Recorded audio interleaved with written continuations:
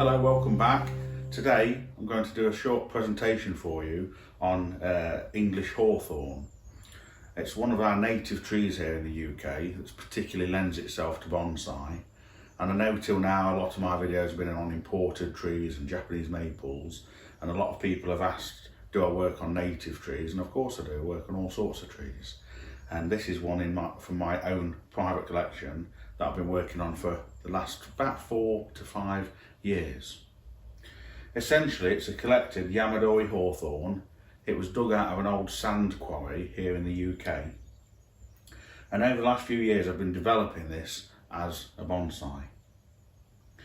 When I initially got it, this photograph was taken 5 years ago, and you can see that there was another trunk on the right hand side of the frame, and I decided I didn't need this trunk as part of the composition. It wasn't as nice, didn't have the movement that the other trunks had. So I set about trying to remove the trunk, and I was going to actually cut it out. But when I unearthed it at the base, it actually wasn't attached to this tree. So I managed to actually remove it as an individual tree with roots on, and I potted it up, did a little bit of styling on it, and I sold it. This photograph that was taken 3 years ago shows the tree now in leaf. So essentially we've got 3 trunks on this tree with nice movement, and then there's a 4th trunk, a little small one at the front. And it's unusual to keep a little trunk like that at the front of a composition like this, but it's got lovely movement and character in it, so I've always kept it. The tree here in front of me, I've now been working on this, like I say, for about 5 years, and if you look back on the photographs from when I first got it, the branches weren't very developed. In particular, the top of this main trunk was quite weak, with many twigs, not much ramification. The top of the trunk on the left was also particularly weak, and it's been an ongoing task over the last few years to develop this tree. And I know it's all very well me doing like a short video, and you know, I do work quite quickly when I work on trees, and people might think that it's an sort of immediate effect, but of course it isn't an immediate effect. It takes years to develop trees like this, and it's an ongoing development of this tree. This winter I've just carved out this section in the front of here. This main trunk did have a little area that had rotted out on it just naturally, so can't leave it in there, so I've carved this section out and added some detail and interest into that main tree. The thing I like about this composition, the movement of the trunks is all natural movement of these trunks together, very sinuous style, snaking up to the apex. We've got a nice height of this one and this secondary one and this one. They work very well together in a group, and this is probably the best display of flowers this tree has put on for us. Last year it had got about 7 or 8 clusters of flowers, and this year it's really looking at its best. They don't flower for a particularly long time, but they are beautiful when they do. So because it's in such good flower and it looks so nice, I thought I'd bring it in to show you today. It's actually planted into a handmade pot that the previous owner made for it, which was made out of fiberglass, which is a little bit unusual. And it's a bit, it's not very conventional, but I do say that it does suit the composition and the tree, because the movement in it and the cragginess and the texture does pick up very nice with the movement and the texture of the bark. So that's a little bit of history about this tree. This tree is usually on display here at our nursery in Nottingham, so if you visit sometime it'll be out on display and you can have a look at it in real life and appreciate it.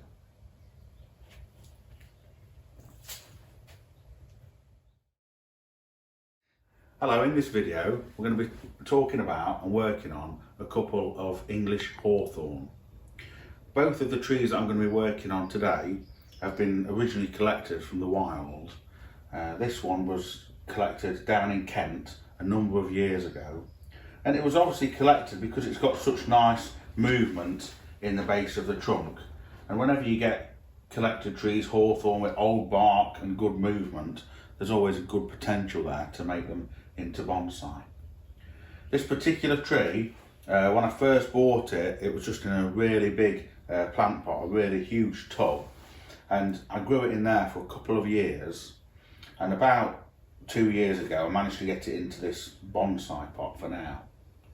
All I've done really over the last few years is feed it quite heavily with Naruco fertiliser, let it grow to put this growth out, and then just once or twice I've just gone in and just sheared it back, trimmed it back at the end of the year before the following year. So this hasn't been trimmed for about a year or so now, and if I turn it round you can see how out of shape it is and how much growth it's put on. A very vigorous, strongly growing tree. So this next styling I'm going to do today, it's not a final styling, but like all the other stylings this tree had and has had, it's just taking it on to the next level, taking it a few steps further to becoming a more sensible bonsai. There's a couple of things we've got to address with this one today, looking at it. Over the last few years I've been trying to grow an apex at the top of the tree here, and this is now starting to develop a little bit better. Can you see that the original apex continuation of the trunk would have been this really thick, heavy shoot just here? But that's got no taper to it, no interest. So that has always just been left because we've got potential to perhaps carve that either today or in future. So all these shoots that are on that section, they could be taken back. So that means like this shoot here and here, all these little bits, they're not going to be used for anything. So we can just get in there and remove those with a concave pruner, just to sort of cut that nonsense out we don't need, so we can see what's happening. Pull off some of those little shoots and they come down into here, just there. So we'll get rid of those. This one here that's growing is a bit awkward. Let's get rid of that. So this section here, we've got two options. We either carve it to give some interest, or we cut it off down here at this sort of point. We've got two options. The third option is to carve it and see if we like it being carved, see if it adds to the composition, and if it doesn't, we can always remove it in future. We've got a similar section down in here, and the way this tree's potted, it's been potted so the front of the tree is in here towards you. So this section here, a bit strange, and it's always just not been cut off before it's been left. But it's a bit of a sort of elephant's trunk, if you like, the way it comes out like this. There's a little bit of growth trying to come out from the trunk here. This wants to be removed, and the same with this. I'll just snip these off. We'll get a bit sidetracked, but we'll snip these off and make it look better, and then we'll go back up to this elephant's trunk. Now the trouble with this is you could carve this, but it looks a little bit strange, and when we turn it round to the front here, even if we carve it, what it's going to do is going to make this tree look wider at this point rather than taper. So we don't really need this, it's all just died off. I think the best thing to do with that would be to cut it back into here and maybe carve a sort of hole in the trunk. So rather than a protruding gin, we'll carve a hole in the trunk. It will make it look more natural. So that's one job to do. So we're gonna address this and address this top, and we're going to give the rest of it a trim. So before we do this, we'll get some tools. Okay, so we're going to try and make a saw cut across here that should hopefully remove most of this chunk.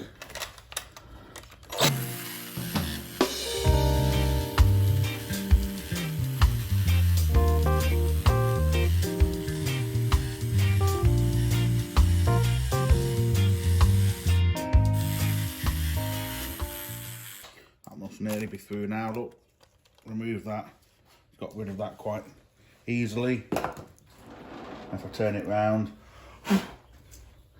we've not managed to damage this bark, so this is all still intact, and we've just cut this back fairly close and we can carve some detail in there and make it a bit more interesting.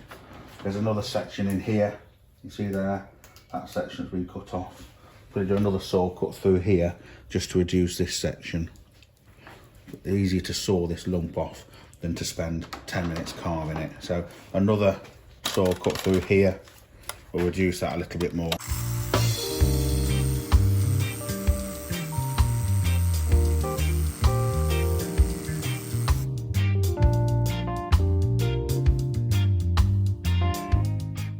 So I've cut this back with a saw. Now we're going to use a Makita die grinder with a bonsai carving attachment to try and chase this back a little bit and put some interest into it. But it doesn't have to be too elaborate. At the end of the day, this is at the back of the tree, so you're not, this work I'm doing with this, you're never going to see it. You're never going to see it if the tree's on exhibition or it's at a show anywhere. It's just a matter of doing it because we know that if we carve this, it's going to ultimately make it look better than this just flat cut surface, okay?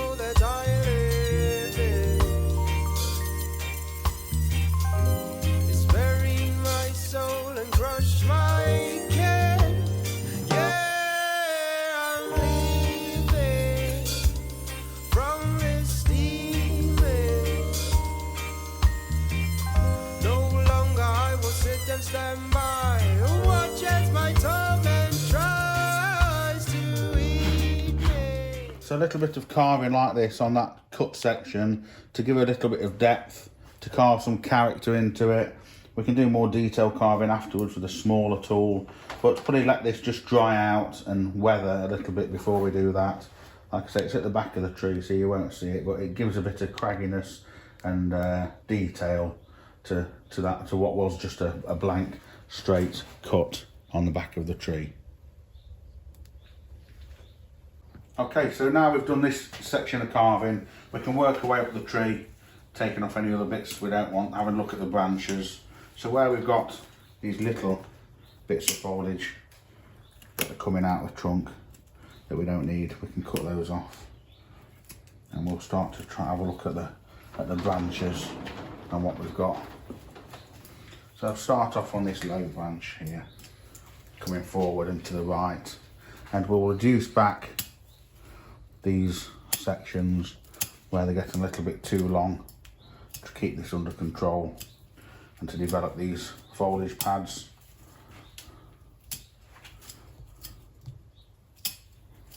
This has been growing quite well, this foliage pad in here. Just shorten it back. Don't need this to be too long, so we can shorten it back. This bit here going down, starting to merge with this one a little bit, so we can chase that back. This is going up a little bit too much. Same with this piece here, look, coming off there. These can shorten back a little bit. There's a little bit section in here where this branch comes out, and then here this is going down and back into the tree. It's not to be encouraged, so we can cut that off. In fact, this section here is going up a little bit too much. So that's sort of tidied up this section and this one. And work our way up the tree, just organising. Now here, these have sprouted from a sprout down here, and this is a bit heavy and clunky, so we can shorten that back into here, so we don't get too much unnecessary height on that foliage pad. Keep that nice and tidy in there. And then we've got a few little bits that are coming out again from the trunk that we don't need. This little section, where's that coming from? Just here. This is growing up a little bit too much. It takes a few years to start to get these trees into shape. You know, I owned this tree for at least 2 years before I really did any sort of structural pruning on it. I was literally it was more important just to get it growing, get some health and vigour to the tree, and get some growth. You know, when a lot of people start to work on these sort of trees too early, and you need growth, because you need growth and twigs, because the more twigs you've got, the more options you've got when it comes to style it. So it's always worth just letting time pass and being patient, so you've got enough twigs and you've got branches to select from when you do start to style your tree. These are growing up a little bit too much. This can shorten back to here, this section here, and then this section on the right, and potentially it's getting a little bit long. So I think this is coming out a bit too far from the tree. This isn't too bad here, so it's probably a good time to just reduce the length of this back with a concave pruner. Look, just shorten that back to there, and also this section here, just nip it back, and we'll have this as a tip. And this is all fairly organised in here. There's a little bit too much foliage in here, hard to see where some of this is coming from. Got it coming from down there, so I'll get that cut back. This section, just neaten it up with a concave pruner against the trunk. Okay, so that's okay round here, and then same with this round the back of the tree, shortening back some of this longer growth. This tree didn't have any of this density to it sort of last time I pruned it, so it's really nice that it's progressing in this sort of manner. There's a little shoot here we don't need. This is growing up where that other branch originates from, so that can be taken off. And there's another few little wispy bits. Of course, it's all covered in sawdust, because somebody's made a nuisance of themselves by carving it. So we'll pick away through all the sawdust. Give this a bit of a trim back into this section.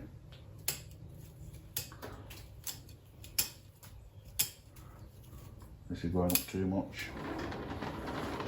And this branch here, now we're back round to the front, this one, and potentially this one here, they want bringing down into this left hand side a little bit, so we might want to wire these down into here in a little while. I've been trying to develop a branch on this left hand side of the tree for a while, so I can shorten this back a little bit like this. Be nice if that sat about there. Probably manipulate that with some wire, and then this one here also probably wants wiring or pulling down. We could do with pulling this branch down to something, so see if we can pull it down to perhaps this little, there's a little knuckle down there, look, we might be able to pull this branch down to that, so that might be a possibility. And then if we get this one pulled down, just watch for the thorns. This could be just here. So we'll see if we can get this one pulled down to here, that one down to follow. Let's have a look at what's happening further up the tree. And again, just shortening a bit of this growth back, like this. This one at the front. This is growing down quite strongly, so that wants to cut back to this bud. Just here. And then the top of the tree.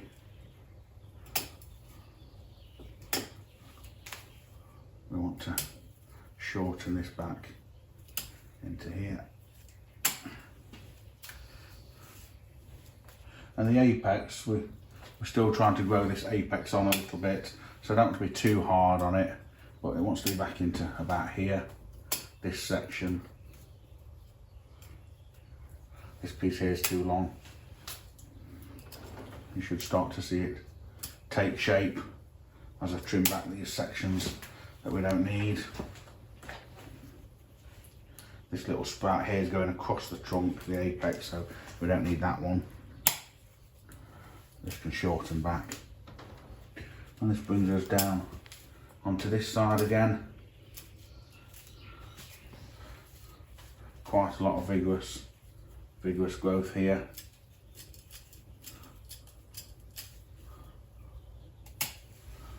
To reduce back in length back into here. We don't want this piece like that, or this section. Round to the back of the tree again. Just take back some of these longer sections, and then we're nearly finished with the pruning of it now. And we need to reduce this back somewhat. This is quite unruly. Let's see what we can do regarding that. Take this lump here off, like so. Just finish up some of these other little bits and we'll start carving that top section, okay? So this branch here and this one above it and the one at the back, I want to try and pull those down a little bit. This one here really wants to just live about here. I could do with something to pull it down to. So there's this little sort of, this was a cut from a flat cut from a saw that I'd carved a few years ago. You can see how the bark is naturally weathered and gone grey. The wood's not weathered, sorry, gone grey to match the bark. And to pull this branch down, I'm just going to put a little drill through there, look, to make a little hole through so we can pull an anchor wire down to that. So with that done, so get a little bit of tubing just to help to protect the branch, and then we can put the wire through it like so, and we can just offer that over that branch like this, nice and neat. And then this is going to come down through this little hole that's been made like that.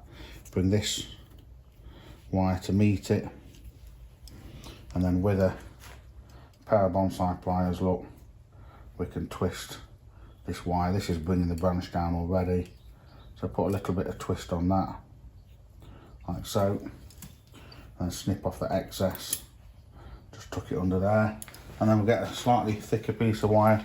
There's a scrap lying around here, look, and just put that in the midsection of the guy wire and twist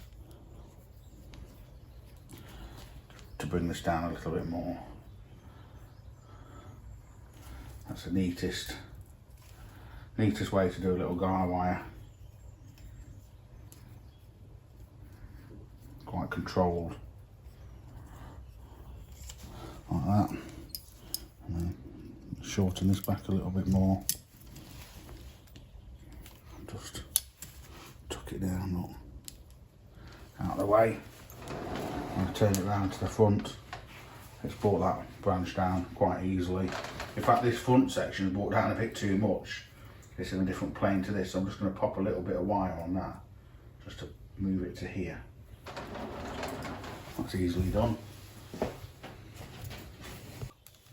So we've guy wired this one down. I've put an additional piece of wire onto that secondary branch to put that in the right position, and then a slightly thicker wire on this one here, look, bit of cushioning on it, same as before. We're going to pull it down to here, and we're going to see if we can get it underneath this little section just here. So it's a bit difficult to get pliers under there, but I think we need it about here. So if I twist it off the tree, pretend my finger's that branch, I shorten it back like this, and I think once we pull that down, we get that under there, look, we can just sneak it under there like that, out the way, should be nice and secure. And then back with our little piece of wire. I think this will stay on a bit more once it gets a bit of tension on it, as long as it doesn't pop off that little stub, it should be okay. It's a quite easy job to do if you've got 3 hands to do it with. Pull that down like that. Just helps to bolster this branch and give a better flow on this side of the tree. Now that's pulled down, this is going down a bit too much, so we can adjust that. And then we've got this branch round here. As we pour this one down, this one's got in the way, but I've popped a piece of wire on this earlier, so we should be able to just manipulate that down. And then this section of it, not an easy thing to do because obviously they're absolutely littered in thorns, look.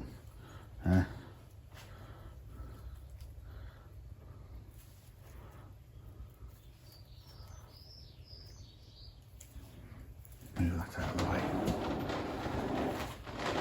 And then with that brought down, this section here is going down too much. We've got that trim. So now, from the front, we're a bit more organised. We've got a little bit of wire on this one as well. So again, we can use pliers to manipulate some of these if we need to. It saves a few expletives when you stab yourself with a thorn.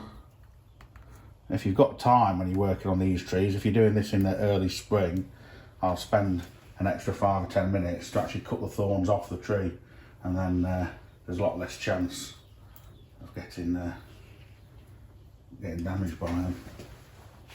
Okay, now I need to try and pull this one down a little bit, and this is quite tough. This is going to be a tricky one. I'll see if I can pull it down to the back somehow. I could have done with really a thinner branch growing from here. Might be able to just fill in with this one, but I think I'm going to perhaps try and keep this one for the time being, but it definitely wants moving if it's going to stay. Okay, so we've got a few options with this one. I don't particularly like this branch, it's quite thick and rigid, but I'm going to see for now if I can't pull it down into this sort of space here. Now potentially in future, look, there's one here which is thinner. We might be able to wire that over and train that, but for now this is the best thing that we've got. We either use it or cut it off. Of course we can use it today and we can cut it off in future, so I think the best thing for the tree will be to use it today and see how the rest of the tree develops. So if we get this garnet wire through here, as we normally do, like that, with a bit of cushioning on it, so that's nice and secure. And then I'm using a thicker gauge wire for this because it's going to have a fair amount of tension on it. So we're going to come down, try and avoid that branch. Come at the back of that branch like that, down, and pull this wire. So again, quite a bit of tension going on this, so it's helpful again if you can pull this branch down while I take up the slack with these wire pliers, and we'll get this pulled down like that.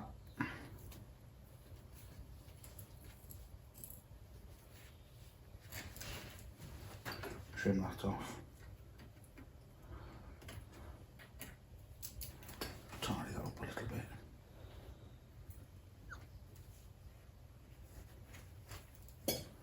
Like that. And then get a longer piece of wire in here.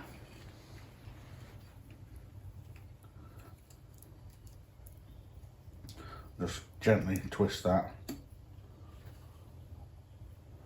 Keep pulling this down.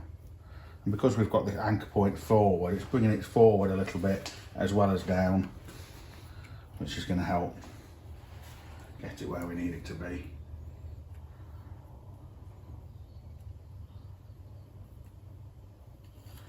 Somewhere like that.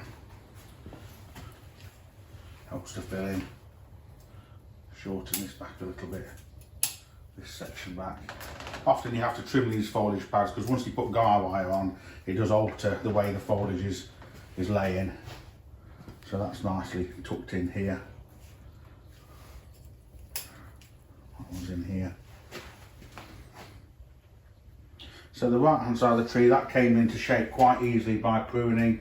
This right hand side of the tree for a number of years has been more developed than the left. There's really nothing on the left hand side of the tree a few years ago, but this is starting to form. This left hand side branches, you know, they need a couple of years to catch up and get the sort of density of these. Now, the only thing that leaves us really is this stub at the top, which I always think looks like a bit of a sort of chimney coming out the top of the tree. Now, you know, there's a couple of different thoughts regarding this. Personally, for me, I don't think that certainly doesn't add anything to the composition as it is now. I'm not 100% sure, from my personal taste, it will add anything to the tree, even if it's carved. So if for me, I would probably just remove it all together because it interrupts this flow and movement up to the top of the tree. However, a lot of people do like to see a bit of deadwood on Yamadori collected trees and hawthorns and things like that. So the in-between thing to do would be to reduce it and to carve it. Now, this tree will be for sale in future, and if somebody says to me, well, I really like that tree, but I don't like the carving on the top, I've still got the option of cutting it off. Yeah? If they're the same sort of mindset that I am. I mean, if it was for me, I'd just cut it off. But I think what we'll do for now, for something to do, and to add a bit of interest, is to try and taper it back. So because the top of the tree is going off to the right, we could do with getting this deadwood to go off to the right, and of course it doesn't. It's pretty much just vertical. So I think what I'll probably do is use a saw and try and cut from the top middle section and reduce this section on the left to give it a little bit of movement, and then carve it a little bit more to enhance it. So oh baby, life is a struggle and you can't hide. Do I wait for my day to go while I stay on? Give thanks to the morning sun, for it shines will be done. Forgive me, Master, for I. So I used a reciprocating saw, it ran out of battery halfway down. I switched to using a little mini chainsaw, and we got down to this sort of level.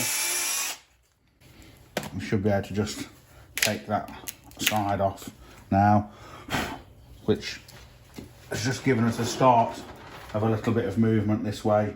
We'll take a little bit more off here, and then we can use a carving tool to tidy it up a little bit more. We'll take another section off here if we can. You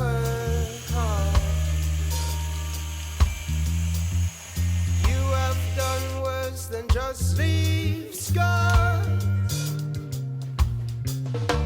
I feel your judgment has gone too far. We have no clue of who we are.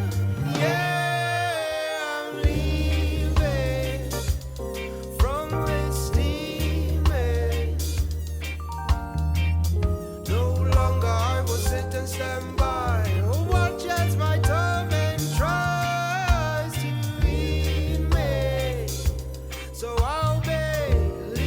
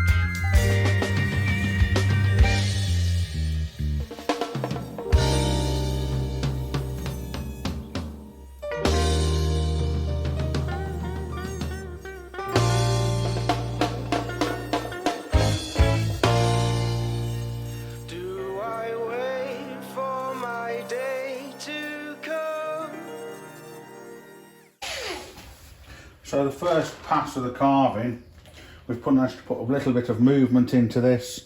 We've carved through it in 1, 2, 3 sections, tapered it and given it a bit more interest and character. You can use a wire brush on it to get rid of some of these little fluffy bits, but I can do that, or just let it weather and naturally colour down so it matches the bark. Like I say, it's a quiet taste. Some people will like the carving section. It might sell the tree to them. Some people think, well, you don't really need it. In any case, with this tree in future, if I just lift it up to show you, as the apex of this develops over time, you're going to obscure this anyway.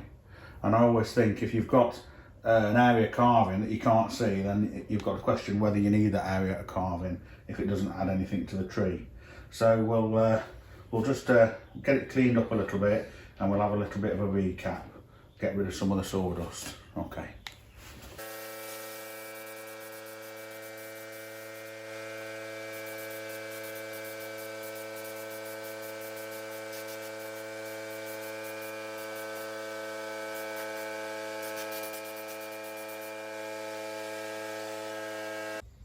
Okay, so we've finished and tidied up the tree.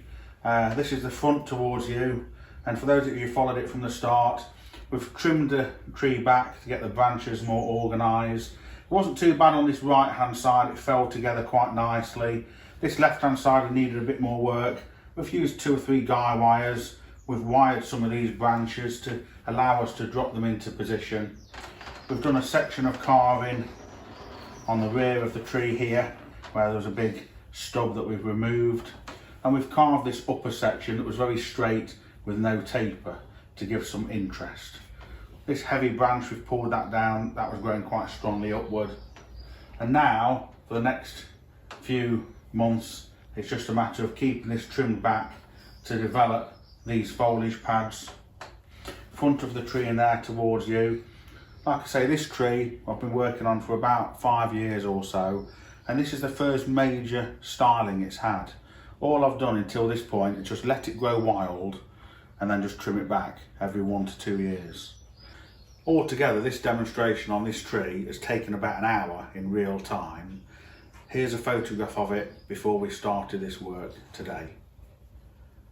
And please give us a like and subscribe to our channel and check out some of our other videos on YouTube. All the best. Thank you.